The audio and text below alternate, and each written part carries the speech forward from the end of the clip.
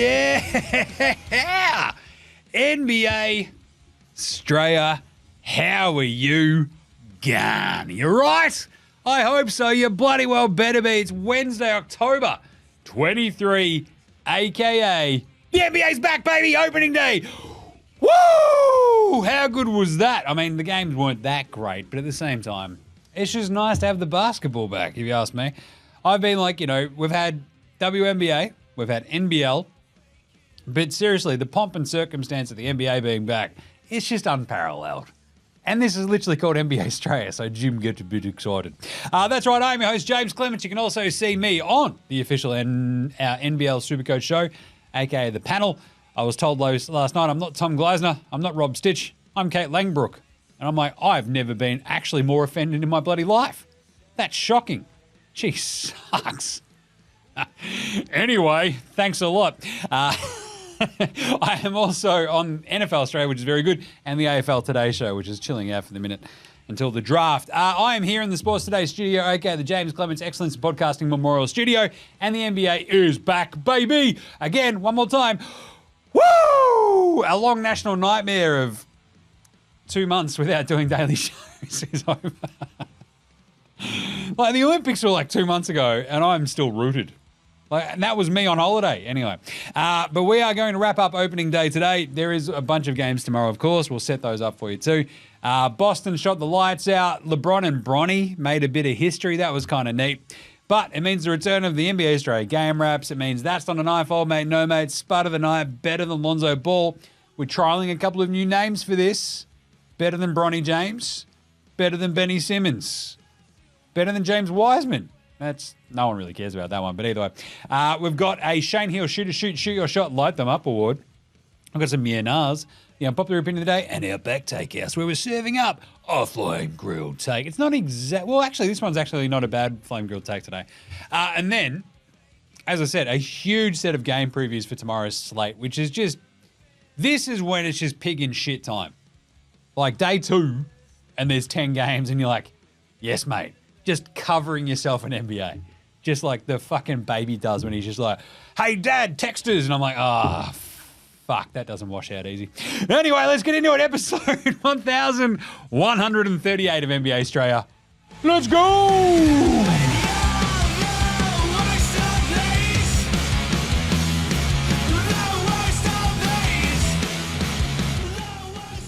This is Joe Ingles. This is Dyson Daniels. This is Chris Anstey. This is Matthew Delvedova. This is Shane Hill. Hi, this is Ryan Brockhoff. This is Mitch Creek. This is Nick Kay. You're listening to NBA Australia. And you're listening to NBA Australia. And you're listening to NBA Straya. And you're listening to NBA Straya. You're listening to NBA Straya. And you're listening to NBA Straya. You're listening to NBA Australia. And you're listening to NBA Straya.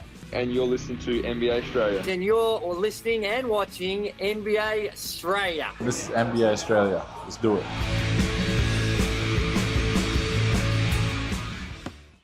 Watch out for the Shaq Attack. You better watch out for the attack of Jim's new drop. How good was that? I've only been working on it for ages, and I put it all together literally this morning. New season, baby. New me. Woo! Anyway, the Shaq Attack today is, as I think I tweeted this one out. Reggie Miller's already out there making inane, dumb fuck comments, just saying absolute gibberish. I don't know, Kev. Shut up, Reggie. And Shaq's already out there going, hey, big man, get in the paint, dominate. Hey, you're a big man, you're going to get out and dominate. Yes, Shaq's already shitting on big men for being soft. The NBA's back, baby. Woo! It's like mid-season form. They're right back into a TNT. The crazy part for me was that fucking Cat had like 12 points at that point. That was the best he'd played because he was shit after it. We'll get into that in a second. Otherwise, I mean, it was just kind of like they did the live Inside the NBA, which was kind of fun. They did it in Boston. I don't know if you should do live things in Boston. There was so much heckling going on. Those poor producers must have been fucking, like, producer Gerald gets it. He's like, yeah, just imagine every time when Jim swore I had to like actually pay attention as opposed to just let it ride on NBA Straya.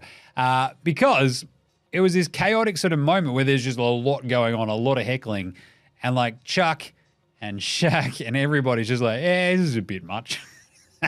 Welcome to Boston. Yeah. Anyway, let's start today's show the way we start every show here at NBA Straya with the daily. It's a whip around of the latest NBA news. Rudy Gobert got a 3-year, $110 million contract extension. That's fine. But at the same time, pretty bad timing, right? Because that pops off, then he just gets absolutely dominated by Anthony Davis later on. You're like, oh, that's not great, right? That was a bit of a weird one. So outside of that, we also had, history made in both games, which is kind of fun today. I enjoyed that. We had a record equaling 29 made threes by the Boston Celtics, and we had LeBron James and his son, LeBron James Jr., a.k.a. Bronny. You know what I find really weird, producer Gerald? They put him down on the box score as B. James. That's not his name. It should be L. James. It's just, like, what? It's like if we had a box score for the folks here, it'd be like Alex Donnelly, but it's like Dickhead Donnelly, right? And it's like D. Donnelly. Everyone calls him Dickhead. Like, what are we doing?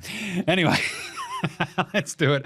The other big news that popped off, I think, basically as today's games were essentially like, in those weird pre-shows. And look, good intentions are great. I love Ryan Rowdy Brockhoff, but whatever that show is before the basketball is, I don't know if we should be bothering. But Joel Embiid and Paul George will miss Philly's home opener tomorrow. Embiid's already out for the first week. Like, what? He's had all off-season to get fit and healthy. And he's like, nah, don't feel like it. I might take the first week of work off. That's awesome. How good would that be? So, you coming back from holidays? Nah. Don't want to go back to work yet. That is called living the dream. I actually love that. Paul George as well. Like, this is... Philly are kind of actually probably fine. We'll get to it when we do the game previews. But it's just a bit of a, remember, it's them kind of moment, right? So that was sort of the biggest one. And then outside of that, we got a little bit of other news where Kawhi sort of came out, was like, yeah, I left the thing to go somewhere else and build a legacy in LA. And it's like, did you? You won a title in Toronto. You had an entire country who fucking loved you. You had to go build a legacy in LA. What? It's the Clippers. The legacy is of failure and just complete shithousery for their entire existence. The only time they were fucking fun was Lob City, and even then, Blake Griffin's knees blew up, and Chris Paul was like an arsehole, and everyone fucking hated him, and they never won shit anyway. What a legacy. Like, that's the Clippers writ large. Steve Ballmer's got more money than fucking God. He can't even change it. They've built a new fucking arena. It doesn't matter. You're still the Clippers. Change the name or move them to Seattle. I don't give a fuck. But their shit, fuck off. Anyway, good legacy, Kawhi. He's a fun guy. Hey, let's do some game wraps. How good is it to say that phrase again? Game wraps, game wraps, game wraps, game wraps. Day one, opening day. The Boston Celtics raising banner number 18 to the rafters, and TNT cut to a commercial. Better get that Taco Bell out in. We also had Paul Pierce there, KG and everybody, which is always nice. I love that 2008 Celtics team just because of its just sheer fuck you-ness. It's just full of it. They never won a fucking thing again, and they carry on like they won 8 titles, but by the same token, that 2018 was very, very fun. They also, made the finals in 10 and 12? Yeah, good. I mean, they still got beat, but still. Anywho, moving right along. We had that banner being raised was very cool. You got your rings, it's always fun. And then Boston proceeded to shoot the absolute ever-loving shit out of it and won the game. This game was a bit of a fucking laugher. 132-109. We'll get to it in hours about like the Knicks and how it's all set up. But Boston rang up 43 points in the first quarter. Tatum had like fucking 1 million threes in the first quarter alone, and so did everybody else. They're basically just like, all right, how about we equal the record for threes in a quarter? Oh, we're just a bit short. What about threes and a half? They're like, oh, we tied that. Franchise record's gnarly. And then what about just in a game? And they're like, all right, we'll tie that as well. If you're going to make 29 threes, you're probably just going to beat the shit out of the team, right? And yeah, that's exactly what happened. That was the entire thing. So we picked Boston on yesterday's show for the specific idea of like, who's going to stop Tatum? Fuck, nailed that pick. OG Anunoby, what happened there? That was weird. Mikal Bridges, everyone's like too busy talking about his fuck shot to actually go, hang on a second, doesn't he play defense? What's going on? And Karl Anthony Towns. Now, I was thinking about this while I was watching the game. I'm like, usually when people disappear on a basketball court, it's like Harrison Barnes, it's Andrew Wiggins. Like, it's just like those sort of, and Tobias Harris, perfect example. Is Tobias out there? He's like, you got a boss, I'm right here. It's like, fuck, where'd you come from? It's not usually a big man. Oh, really, Jim? Is it because they're fucking 7 foot tall? Yes! It's really hard to ignore the giant bloke. Unless they're Karl Anthony Towns. Because he plays so fucking soft. You're like, what? Is he out there? So, oh, no, he just ran to the 3-point line again. Yeah, awesome. Tibbs is going to fucking love that. Anyway, they'll be fine, though, the Knicks. It was just a strange game where they just got their ass kicked from the fucking start. They set the tone straight away, didn't they, the Celtics? Like, Tatum knocking that first three, you're like, that was pretty good. And then they just kept doing it. They were killing them. It was like 19 of the first quarter. And you're like, this game is, look, it's the NBA. No team's ever fucking out of it, but this team was out of it. This is the thing. As I said, we picked the Celtics. There's a couple of reasons for that. It was like, continuity is king. It's one of my things for footy. It's one of my things for NBA. If you have continuity, you have an advantage. Everyone knows what the fuck they're doing. It's obvious shit, right? But I feel like it's somehow always discounted. They brought back 13 of 15 players from last year's fucking team that won the goddamn title. They're pretty good, right? They won most of their games at home. Was it 37-41 or whatever it was? And yeah, this is exactly what a team that knows how to play together should look like. And it's exactly how it worked, which is very cool. Whereas the Knicks gutted their team from last year that was very fun, made the playoffs, was awesome all the way through, and then just got fucking knocked sideways by injury. But then you trade everything to get Mikal Bridges, then you trade everything that's left over to go get Karl Anthony Towns, and yeah, it's going to take some fucking time to put it all together. What's probably more dispiriting is that defensively, they were just like, what do we do? Oh, no, he's over there fucking opening. Ah, shit, he's hit another three. That happened 30 times. And when I say 30 times, it was more like 61 times, because that's how many threes the fucking Celtics attempted. That is insane. Anyway, Boston looked great. Knicks looked shit. It's kind of to be expected. What was really heartening, I don't even actually, producer Gerald, I can't remember if we said this in yesterday's show, but did I say Deuce McBride for the Sixth Man of the Year? I think I did at some point. I had him written down. I checked my notes. And he made me look like a fucker. If I did say it yesterday, because I might have skipped over it, I'm prone to doing that. He looked fucking awesome. He is their only half decent like reserve at the moment though, so that makes sense. Like Campaign was fine, but he's Campaign, right? Whereas Deuce McBride had 22, went 4 of 5 from 3 and 8 of 10 from the floor. That was fucking awesome. But anyway, the Knicks shot 55% and lost this game, which is hilarious. They only had 11 turnovers and they got fucking smoked. He got straight killed. So Brunson had 22 and 2. He and Cat just couldn't do anything after halftime, basically. Cat finished, 12 and 7 in his debut for the Knicks. Shot 5 of 9, 1 of 2 from downtown. I'm the best shooting big man of all time. Shut up, idiot. Have you ever met Dirk Nowitzki? Also, Kevin Durant is basically a big man. He's 7 foot fucking tall.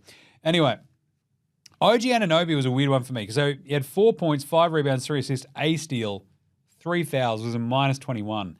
The 1 of 7 shooting and 0 of 4 from 3. Like, dude, brutal. What are you doing? It wasn't great. And Mikal Bridges in his debut for the Knickerbockers, 16 points. Good. 2 assists. Sure. 0 rebounds. All right. Cool. 7 of 13 from the floor. 2 of 7 from 3. A lot of talk about his shot, and it does look fucked. So, anyway. Josh Hart at 25 minutes. He had 12, 4, and 3. But they're just thin. And that's kind of it. Like, as soon as they got their ass kicked, fucking Tibbs is like, ugh, I kind of want to play them all 40 minutes. It's opening night, but we're down 35. Even I've got limits. So there you go. Whereas for Boston, as mentioned, 29 of 61 from 3. Makes things pretty easy, but Tatum was fucking incredible. He shot 14 of 18, 8 of 11 from 3. He ended up with 37 points, 10 assists, and 4 rebounds to go with the steal and a block. That was absolutely unreal. We've got a good nah from the stats boy later on as well. 24 for Derek White. He hit 6 of 10 threes. JB hit 5 of 9 threes. He had 23, 7 and 1. Above average Al Horford. 3 of 5 from downtown. 11, 3 and 5. They looked fine with their center rotation, but the thing is, it's against the Knicks, and their center rotation is also generally pretty fucked. Whereas Cat and Jericho Sims, it was good to see Ariel Hockporty get out there though, former Melbourne United big man. But yeah, otherwise it's a lot of Pacome Dadier, which is a bit weird. So that's the other French rookie that got drafted. Remember him? It's like, everyone's like, no. Anyway, Boston, Drew Holiday, 18, 4 and 4, hit 4 of 6 threes. Pritchard, 1 and 10, which is hilarious. But really, Derek White just knocking in threes early. They just kept moving the ball. Everybody had a fucking turn at just kicking the Knicks' ass, and it was very funny. So Sam Hauser had 10 off the bench. Like, it does sort of feel like their bench is really, really, really settled. Pritchard couldn't hit the fucking side of a barn today. Hit 1 of 9 from 3. And so, as I said, they hit 29 threes, producer Gerald. They also then missed 13 straight, trying to break the record. 13 threes. I could miss 13 threes straight. What are we doing here? Anyway, Knicks, we'll talk about that later. 0-1, rough start to the year. Boston 1-0. That is the best way to fucking raise the banner. And to be honest, got to give Reggie Miller like a hint of fucking, all right, that was a good point. He did turn to Kev at one point and say, KF, you know, usually when we do these things with the banner raising ceremonies, the team loses. Like, shut up, Reggie. Back it up with stats. But at the same time, you go, yeah, it's like one of those things where it's like a big emotional night, usually playing another pretty good team like we expected here for the Knicks. And like that team sort of comes out flat. Everyone's going to fucking lose their mind about, yeah, see, JB was disrespected by not making team fucking USA and fucking Jason Tatum. Jim, you said he's got negative fucking aura yesterday and he's, you know, saying that a fucking 7-year-old's your best mate and is like your only friend in the world. It's a bit fucking weird. He's got negative aura. Yeah, they've got chips on their shoulder. This is exactly what Joey Muzz fucking loves. Joey Muzz is like, I fucking love you guys being disrespected, bro. This is the best fight. Have you watched The Town lately, Jason? We should go watch The Town right now. It'll be fucking good, man. You should see the disrespect those guys got in that fucking movie, man. Hey, what about The Departed? Nah, The Town's way better. Anyway. So, like what I said, man, Jalen Brown, man, you should be fucking so shitty that those fuckers didn't take you for fucking Team USA, man. I'm just saying, it's pretty bad, eh? And fucking Jason, man, like fucking, you didn't play and Steve Kerr thinks you're a fucking dickhead, mate. Like, what the fuck, man? Like, that's exactly what those dudes need. That's how you skip around fucking complacency. Just always feel disrespected. That's great. That's how I roll. Always. I'm always angry. I'm basically Hulk. Jim, what's your secret? I'm always angry. I'm always angry. Yeah, always. Yeah, it checks out. All right, then we have Wolves-Lakers. This was another weird one. 110-103. The Lakers win it in the end. Good game early. And then the Lakers just fucking cranked up the defense and choked the ever-living shit out of that Wolves offense. And that's what I'm trying to figure out. As I was watching this, I'm like, what's doing a better job at being either shit or good? Does that make sense? Yeah. Is the Wolves offense just shit, or is the Lakers defense actually half decent? We know that the Lakers defense has been good in years past. You've still got Anthony Davis, who's like an all-defensive candidate, all that sort of gear. The thing is, with Cat's spacing and he's just the threat of Karl Anthony Towns on that Wolves team, you're replacing him with Dante DiVincenzo and your Julius Randle. And like Julius Randle, you're like, go on, beat us, Julius. And he's like, can't be fucked. That dude, talk about fucking dudes who are in mid-season form. That guy gave 0 fucks. He's just like not boxing out for rebounds. The other team's getting it. He's just going, I think they got the ball. It's like, Julius, you're meant to get the ball. And like everyone's like, oh, this guy is. I have to revise my first traded from yesterday, I reckon. Julius might be back on the fucking trading block as soon as possible. This was a really fun game, though, because you sort of learned a bit about the Lakers. Obviously, they bring out Bronny, which was kind of neat. So we obviously had the Celtics equaling the record made threes of 29. And then, you know, that's a bit of history. And then today, LeBron becoming the first player in the NBA to play with his son. Like, it's fucking cool. I've got a couple of other Bronny vibes later on, but it was just kind of fucking neat. It's like a potato. I just think it's neat. Like, as they're walking out there, it's a fucking cool ovation. Everyone's losing their shit. Very neat. Very cool. Of course, Bronny might be shit, but it's still a good moment, right? You know? People have shit kids. I've met heaps of them. but that's cool. And it actually kind of helped the Lakers. It felt like sort of, at least for a second there, like, oh, yeah, cool, we've got that out of the road. And sort of Minnesota's offense just sort of fell apart at times. The thing that kept them clicking and ticking along, though, was Ant-Man. And sort of every time the Lakers would get up big again, Ant-Man would just kick back in and just go, all right, fuckheads, get on my back. We're going to make a little bit of a run. It just wasn't enough. And that's the thing where you go, yes, they've also got a lot of new moving parts. Very similar to the Knicks, because obviously they've fucking traded with the Knicks and they've got new dudes on their team. It's just going to take a while. The other thing is when you look at Mike Conley and you go 1 of 7, oh yeah, he is fucking old. Like, Jingles played 7 minutes. He's the only Aussie in action today. And you're like, 7 minutes? Yeah, that's about it. Jesus. Anyway, what I'm trying to figure out, though, is the 103 points scored by the Wolves, is this just blood out of a stone offense from the Wolves, or is the Lakers defense just going, we're fucking good because we're big, long, at every position apart from D'Lo. He's an idiot. So, I don't know. Randall was fine, but it just felt like that the ball did not move. There wasn't quite enough space, and every time Ant-Man tried to do something, he kind of had to do everything. He hit 5 of 13 from 3, but still ended up on 27 points. He was getting 0 calls. This was in LA, BT Dubs. There were some fucking shocking non-calls. There are also some good non-calls where you're like, hey, he didn't get hit. He's just whinging. Good. Anyway, let's start there. Wolves, 15 turnovers. Not great. 41% from the floor. Yeah, that's pretty fucking shit. 10 and 25 for Ant-Man. Not the world's best start. Just saying. But he did go 5 of 13 from deep. 27, 6 and 3 to go with 4 turnovers. Not quite good enough, I'd say. Mike Conley, 1 of 7 in 20 minutes as well, as mentioned. 13 and 14 for Rudy Gobert and stuff what they were. That's about as much as you could expect from him. 16, 9 and 4 from Julius Randle. But 4 of those points came late when the game was already sort of done. And it feels clunky. But again, it's game 1. We have Nicky Alexander-Walker. He went 5 of 7. Love to see that. Also shot 3 of 4 from deep.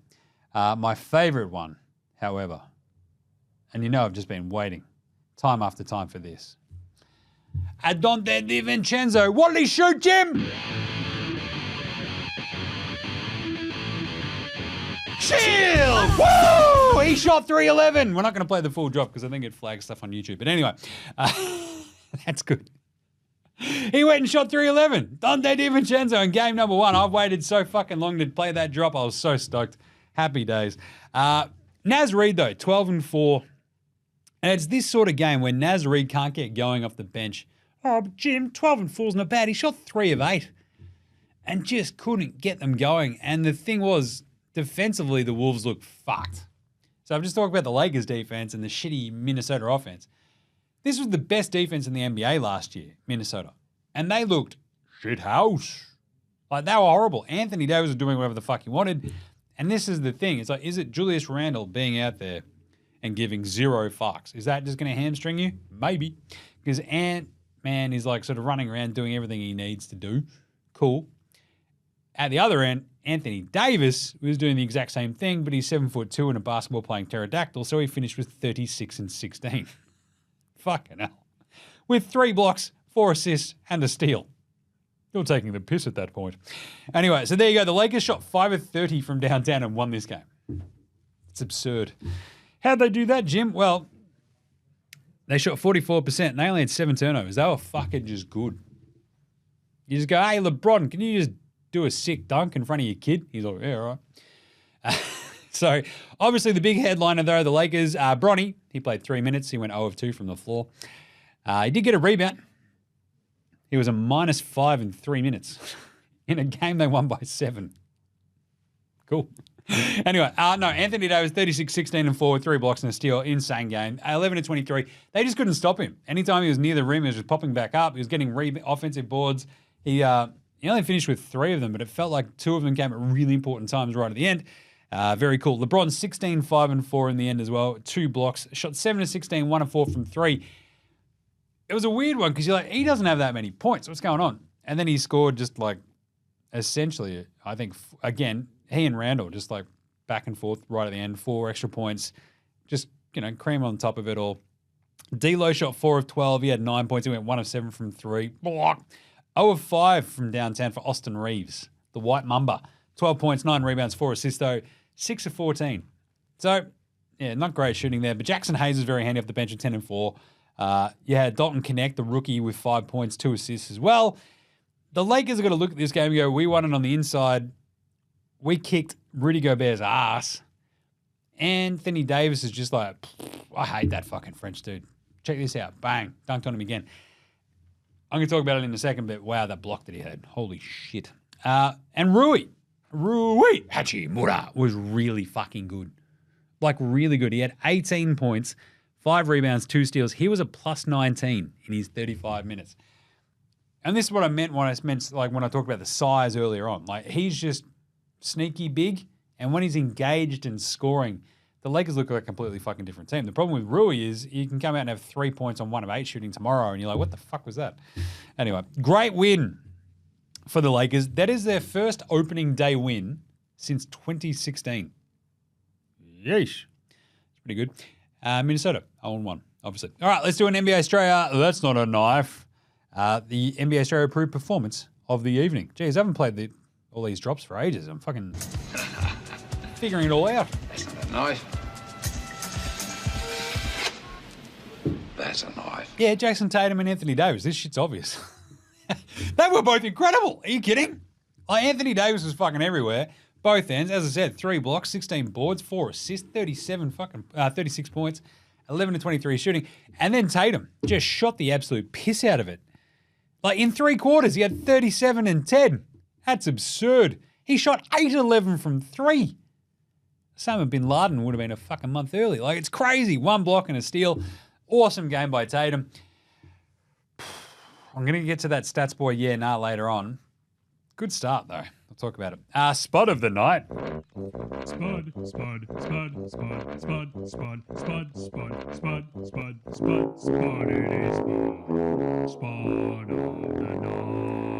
Spud of the night. We had a great one from Zachy B. Sent this one in the other day. Hey, Jim, keen for another season of NBA? Quick for you. Is Sabrina Ionescu's 1 of 19 in the WNBA Finals Game 5 deserving of an all-time Spud Award? You might even have to create a segment in your episodes in her honor. 1 of 19 is remarkable, and it beats absolutely everything we got in the NBA last year, because Sam Hauser went 1 of 18. That was the worst one we tracked. So I just want to chuck it in the honorable mentions for the rest of this season and see if anyone beats 1 of 19. It could easily happen. I mean, Hauser going 1 of 18 was fucking hilarious. So, Sabrina, gnarly, but 1 of 19 is pretty awesome. Like, absolutely absurd. So anyway, but the actual spuds today, Peyton Pritchard, 1 of 10, 1 of 9 from 3. Geez, you would hate it if you'd bet him to make 2 threes. Anyway, it was very funny, though, watching him, Sam Hauser, everybody on that Boston bench trying to break the record and just like, we're all going to shoot threes, guys. And they all missed. All of them. 13 straight misses. It's hilarious. And then in the other game, 1 of 7 for Mike Conley, and it looked... It's like, look, usually point guards age badly. Like, Chris Paul is the absolute fucking on the bell curve exception to the rules. Like, he and John Stockton, and that's like fucking it. For, like, Andre Miller. It's those 3. Mike Conley's getting on. He should be fine. His game should lend itself to a bit of aging, but 1 of 7 in a pretty big game. It's game 1 of 82, but still tough one. And obviously I already mentioned our man Dante. What did he shoot, Jim? Woo! He shot 311, you beauty! Chill, not on my side is my ego All right, that's enough before we get flagged. What about old mate? No mates, if you can find the drop. Old mate, no mate. Old mate, no Old mate, mate. no Old mate, no mate. mate. Old mate, no mate. Old mate, no mate. Old mate, no mates. Who's got no mates today? This would be Bronny. Like, he's got mates today because he made his NBA debut, which was very nice and it was very cool. At the same time, it's just, have you ever worked with the boss's kid? Have you? Like, just ever? Because it's fucked. Like, it sucks. Because you're like, oh, you're just the fucking snitch. Fuck. We can't do anything. He's going to tell his fucking dad he's our boss. Fuck. I've worked with bosses' kids before, and it's legitimately the fucking worst thing in the world. Because it doesn't matter how cool they are, they're still like the kid of the boss. And it's just shit. So every other teammate, like I was saying this, just sitting around before we jumped in here, everybody on that bench is going to be like, what the fuck's he going on? Right? Like Cam Reddish is going to be like, hang on. I was number 10 fucking pick in the NBA draft like 5 years ago. Bronny, 3 minutes, I played 0. This is fucked. Like, Jordan Hood-Schifino was in a lottery pick last year, wasn't he? Something like that. It's got to be pretty close. Pick 17 last year. And Bronny James goes on before them. Woo! There's going to be some drama brewing in that Lakers locker room. They're just, everyone's going to be like, yeah, we beat the fucking Wolves. Great start to the season, boys. There's going to be 3 dudes in the corner going, I fucking hate that little prick. It's going to be awesome. All right, what about pantsing of the night? We had a couple of really good pantsings today, which was awesome because it's like first game of the season, everyone a little bit rusty, but what the Celtics did to the Knicks is illegal in most states, so that was a pantsing. But obviously, getting dunked on by Jackson Hayes is a pretty bad look. The Wolves.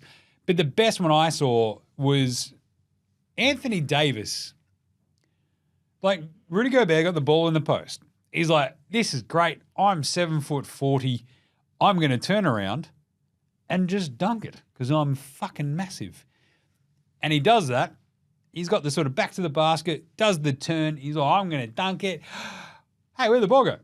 Anthony Davis just went, wha-bang, and sent that one fucking flying. It was amazing. It was so fucking good. I'm like, Jesus.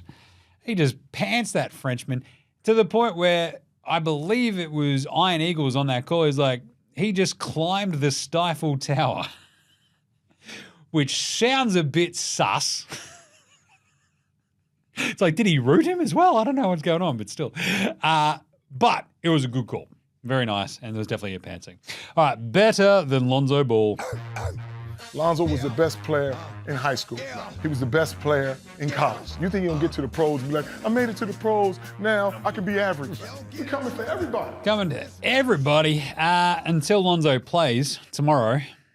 Fingers crossed. It's Bronny James. He had 1 rebound. Better than all of Lonzo's stats the last 2 years because he hasn't played. So, better than Lonzo Ball.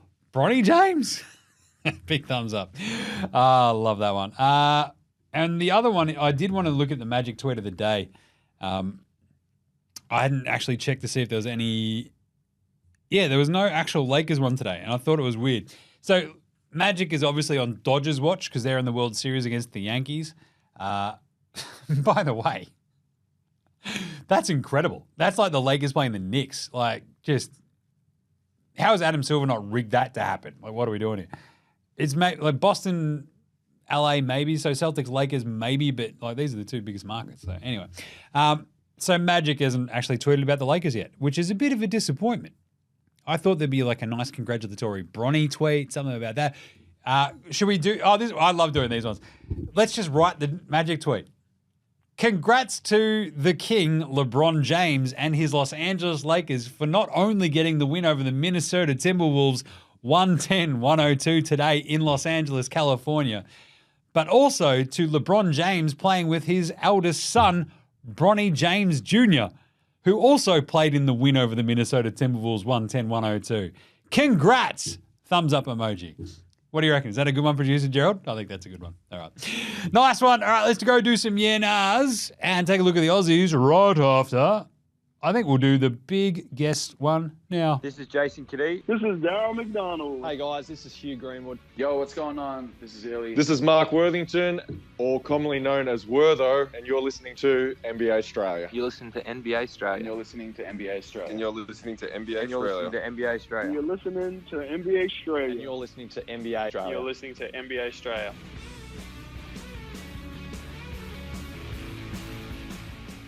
Oh, yeah. Where are all the buttons in this one? We've all forgotten because it's weird. Yeah. Let's do it. Found it eventually. That's also the name of my sex tape. Let's do it. Yeah, Nas.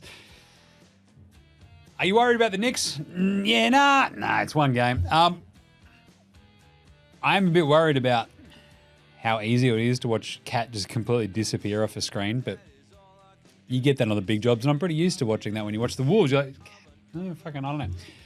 The most disappearing big man in the history of big men, basically. But I was, even though I sort of mentioned on this in yesterday's show, like Tatum is still a tough matchup for them. If you can't sort of throw even like Bridges, OG, and then, like, that's sort of the big question, right? They're that little bit, like, they do have lots and lots of perimeter defensive talent with Hart, with Bridges, with OG. They don't have, like, that 6'9", 10, 6'10", 11 dude who can just sort of maybe have a crack at Tatum, which is hard. I don't know. They will probably figure it out, though. It's one game. They've got a lot of talent. They're going to be all right. Are you worried about the Wolves? Yeah, nah. Maybe a little bit more, but by the same token,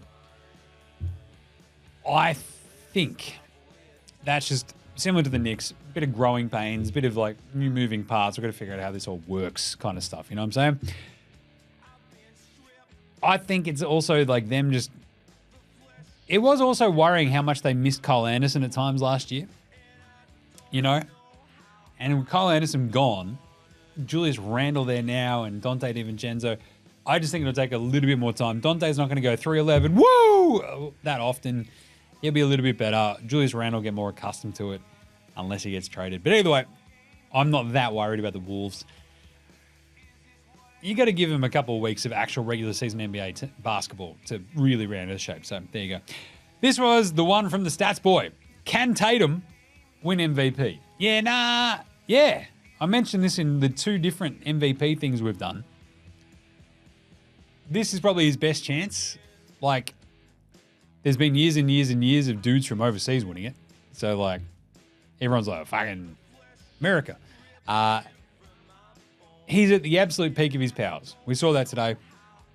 There's sort of nothing he can't do. He can do it all. Does he have that absolute dog in him? As Kendrick Perkins would be like, oh, you got that dog in him. Start choking on a chicken wing. Does he have that absolute fuck you-ness to go to? He could, which would be great to see. And if he does have that and like raises it to that level, the thing is Boston's going to be that fucking good this season. It might not matter. And he just might be really fucking good. They still win 62 games. He averages a 28 fucking 6-5. And you're like, well done, Jason. You're going to win another title. And that's all that matters. So, but I think he'll get a lot more consideration this year. Because if they're a dominating, awesome team and he's playing, you know, 3/4 heaps of the time, you still saw it with Steph a lot of the time as well, right? Like the Warriors were running roughshod over dudes and he'd still get MVP consideration. So just saying, I think there's still a chance. Like 100% there's a chance. He's just got to push his game that little bit more impressive, spectacular, holy fucking shit. Now there's literally, he can do everything on the court. As I just said, right? Like, once that sort of clicks and everybody kind of realizes it, then he's actually really got a chance. So he definitely can. All right, unpopular opinion of the day. Now look at me, please. Look at me. Look at me. Look at me. Look at me, look at me, look at me. So I mentioned this, like, old mate, no mates. Working with the boss's kid just fucking sucks. But I fucking respect the shit out of the Lakers got that out of the road. Like, it's done now. Like, he's played his first game. They've made the history. Like, it doesn't become more of a story. Like, it's over. Like, they've become the first father and son duo in NBA history, which, by the way, is actually fucking awesome. It's absurd, but it's awesome. Like, LeBron's been playing 21 years. You don't know what you got till it's gone. I think it's still fucking incredible. Like, you know, we have younger people working here, don't we, Producer Gerald? And it makes me angry most of the time. They're like, I was bored in this year. I'm like, I remember exactly what I was doing in that year. That's fucked. You're too young. Get out. But that's it with LeBron. Like, I remember what I was doing when he was drafted. I remember watching his first run of Cavaliers shit and going, he's fucking good, but he's so raw. And then he just became one of the all-time 2 best players in the history of the NBA. It's unreal. And it's very, very, very, very impressive that he plays with his kid. Like, that's awesome. Because that's using your power just to do what the fuck you want, which, to be honest, is kind of cool. It might be to the detriment of your team, as I mentioned, but why the fuck not? You're LeBron James. That's awesome. You're telling me that Michael Jordan, if his kids weren't shit at basketball, he wouldn't have done the same thing? Just saying. All right, finally, Outback Takehouse. I have no idea where this song is. There it is. It's Wednesday at Outback. You know what that means. Yep. Where the cricket bat's out the side of the pram on the way to bloody, daycare and school this morning.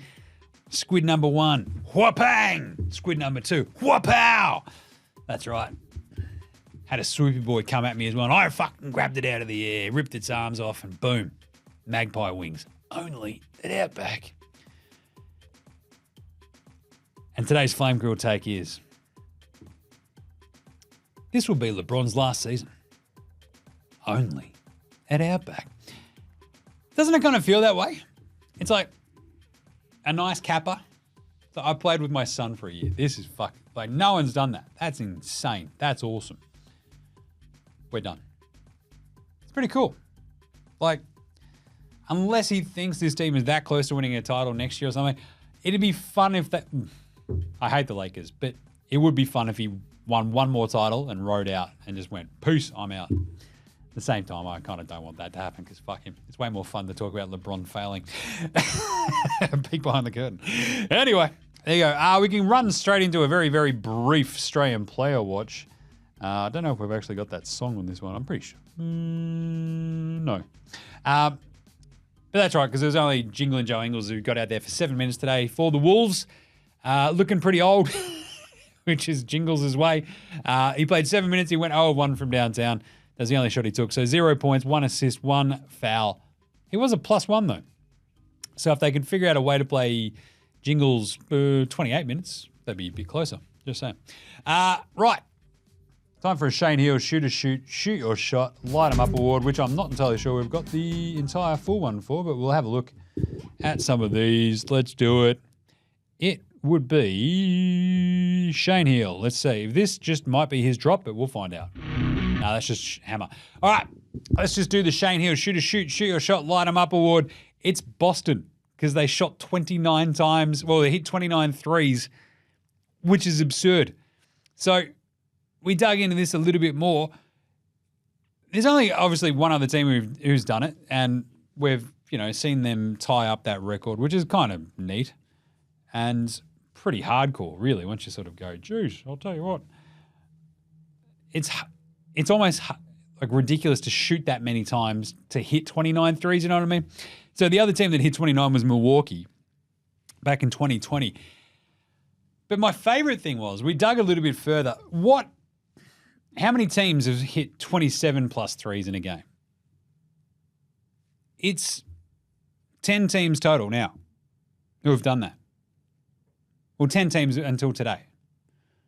So there's 2 teams who have hit 28 and then 7 teams who have hit 27. amazingly, all 10 of those instances have come since 2019. It's not that amazing, I guess, because of the three-point shooting revolution. But you'd think there'd be like one random outlier in like 2014 or 15 or like even the 2017 Warriors with KD and Steph and Clay and stuff, just bombing threes in a game and they hit fucking 1 millionty. Nope. 2019, Houston did it the first. That's incredible. And then we've seen that surpassed 4 times now, which is pretty amazing. So that's a lot of Shane Heals all shooting at once. And that is a Shane Hill. Shoot your shot. Light 'em up award.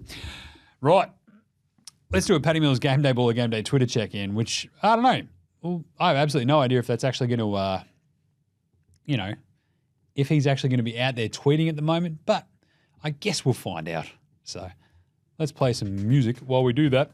Patty Mills Game Day Baller Game Day Twitter check-in, a.k.a. Jim reaches for his, I was about to say pocket phone. The fuck is a pocket phone? Your phone.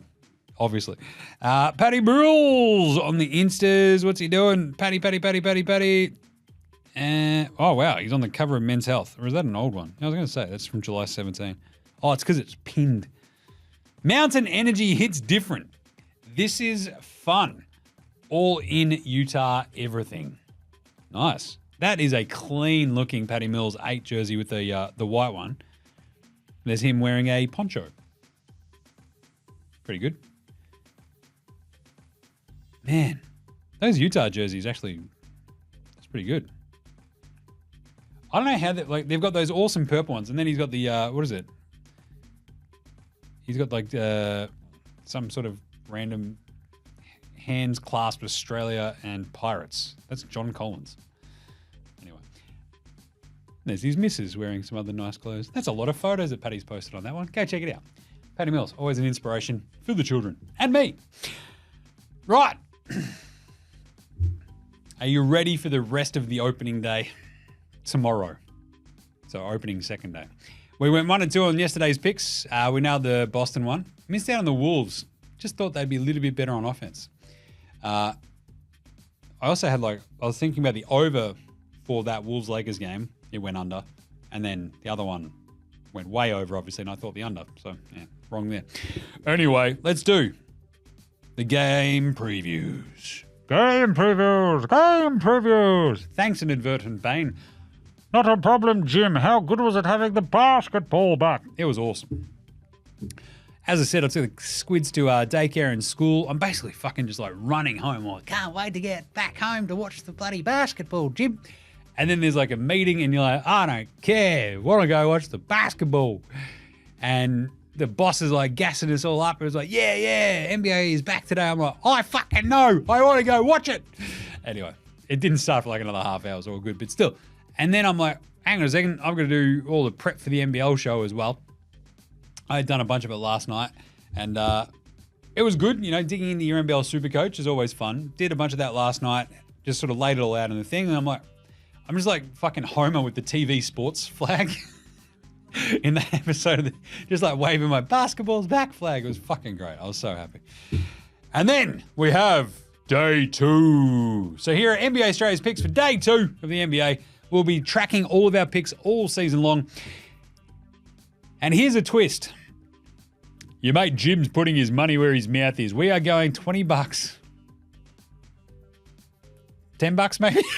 $10 on every game. What do you reckon, Gerald? Should we go 10 or 20? You're making the calls here now, buddy. Let's do it.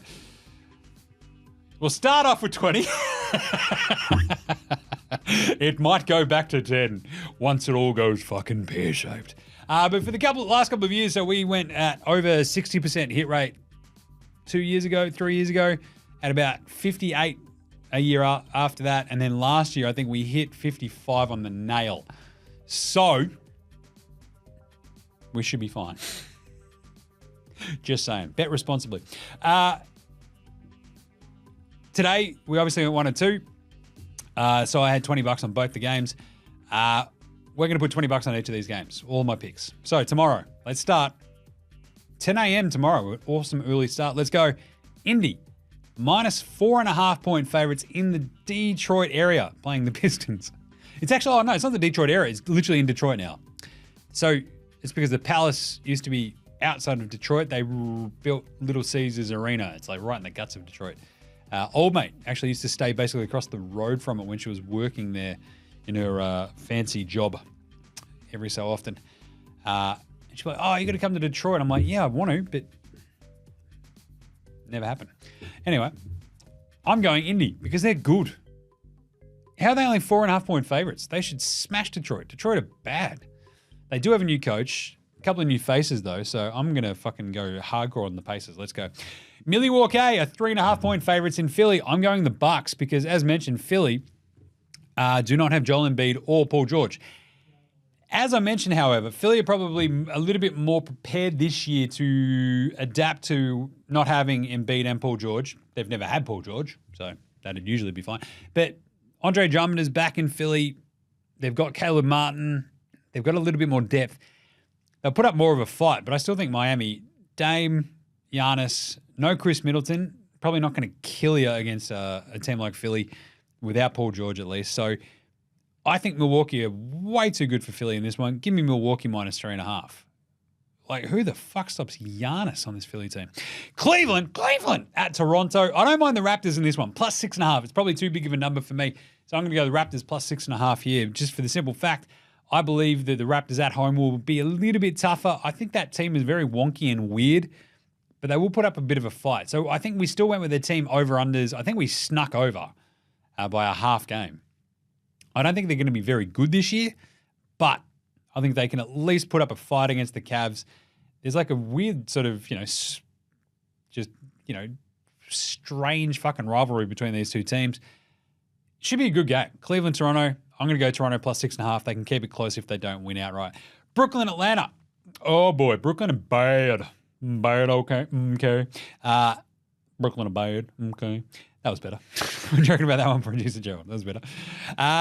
Atlanta, we don't know if they're good. They're 7.5-point favorites, which probably is a little bit too big. But to the point where Brooklyn are actually pretty shit, this is the game that could just be a blowout tomorrow. So I'm going to go Atlanta -7.5. Orlando versus Miami. We've got an all-Florida Bowl to start off the season. This is great. Orlando are 2.5-point underdogs against the Heat. Fuck that. I'm going Orlando. I fucking love the Magic Men this year. +2.5. Let's go Magic. You've got Paolo. You've got Franz Wagner. Hello. You've got Jalen Suggs signed to an extension. You've got Wendell back to an extension. You got Johnny Isaac on an extension. You've got all your dudes back. What did I say about continuity? It is king. Miami, they lose Caleb Martin. They've basically got Tyler, there goes my hero. They've got Bam. They've got Jimmy Butts. Kevin Love, fucking fine. I like Orlando a lot. Chicago, +6.5 in New Orleans. This is probably the toughest one to pick of all these games. Do you trust New Orleans to beat Chicago by more than 6.5? New Orleans don't have a center. Vooch might have 30 in this game. So I'm going to go Chicago +6.5. They might just be able to keep up with the New Orleans Pelicans. Josh Giddey, Zachy Cakes, Adam Levine, Vooch, Patch Williams and co. Lonzo question mark against one of his old teams. Give me Chicago +6.5. I don't like this one. We're going to hold our nose for this one, but just New Orleans have got a new point guard with DeJounte next to CJ McCollum with Zion. But again, no fucking center. So Chicago. Charlotte versus Houston. This is fun. This game I'm betting the over. I'll tell you that much. Charlotte +7.5 against Houston. I'm going to go Charlotte +7.5. I think they're that sneaky team where it's like, where the fuck did they come from? And they lose by 4 against Houston because Houston just, again, too many dudes, but they've also got a couple of handy vets in Fred VanVleet and the fighting VanVleets and Dylan Brooks. So we'll go Charlotte +7.5 there. Memphis are 2.5-point favorites in Utah. We're going the Grizz. What are we doing? Ja Morant, Desmond Bain, Marcus Smart, Zach Edey. Utah at home. Cool. That's fine. Lowry, Jordan Jeremy Clarkson, whatever. I just like Memphis a lot. They should be good. Let's go Memphis. Golden State, 5.5-point favorites in Portland. This is a bit tricky as well. If Portland's, I kind of need to see more Portland before I'd take them in a game against Golden State. Gary Payton II, a bit of revenge against the team that he fucked over. But Steph and co should probably be a little bit too good for Anthony Simons and Denny Avdija and Jeremiah Grant. Draymond hasn't been suspended yet, so Golden State, good, question mark. 5.5 is a bit squirrely, but I'll take it. And then finally, I love this one too. Phoenix minus 4.5 against the Clippers. You've already got Kawhi talking shit. Clippers opening up their new arena. It is the most Clippers shit in the world for, Kevin Durant, Devin Booker, and co just to walk in there and kick the fuck out of him. So I'm going to go the Suns. And there you go. That is a pretty fun slate to open up the second day of the NBA season, isn't it? I can't bloody wait. And we'll be back tomorrow to wrap it all up for you. Because guess what? We're back daily. That's just what we do here on NBA Straya. We're here for the people. So remember, jump on the YouTube as well. Bang in some comments and shit like that. Like, subscribe, all that sort of stuff. Chuck your yeah-nahs in there or send me whatever yeah-nahs you want me to answer as we go on throughout the season. Just let us know. I'll answer whatever you need me to answer. Within reason. I guess. Jim, which one of your kids is your favorite? Oh, I'll never tell. But there is one. No, I'm kidding. Twitter, Facey, IG, and of course TikTok, as well as the old YouTubes. Get right around the old NBA Straya on the socials. And NFL Straya, myself and Gaz, all over that at the moment. What is it? We're going into week 8 of the NFL season, which is fucking crazy. That's flown by. But me and Gaz chopping it up each week about the NFL. Go follow that as well. Subscribe or I'll fight you. Check us a rating review on your Apple Podcast, your Spotify, your YouTube. Look, hey, I don't ask for much, but if you haven't rated and reviewed this fucking show on your podcast app, you are shit. You've got to do it. I've been doing this for 1,138 shows. And if you haven't fucking rated and reviewed it and taken 20 seconds to go, Jim, you've done a great job. Thanks, buddy. Like, that's all I want. Come on, help a brother out. Big thanks always go to From Oslo for the intro and outro song. Check out House Hats as well as Joshua De La Rentis, Fascinated, Gold Mines, Ramshackle Army, Iowa Section, Green, and Dozers for all the tunes you hear throughout the show. Smash them all on Bandcamp, Triple J and Earth, Facey, Apple Music, all that good stuff. NBA Australia supports Australian bands. So should you. I'm going to a couple of gigs this week. What am I going to? I'm going to Less Than Jake on Friday with the old brother-in-law. That'll be fun. A few tins, a few tunes. And then Saturday, I think I'm going to Frenzel. Frenzel at the corner. That's going to be fucking off its head. Can't wait for that. Anyway, how good are bands? Very good, aren't they? Yes. All right, we'll catch you tomorrow, you dickheads, after all those awesome games to wrap them all up for you. Until then, look after yourselves, would you? And later, Jose.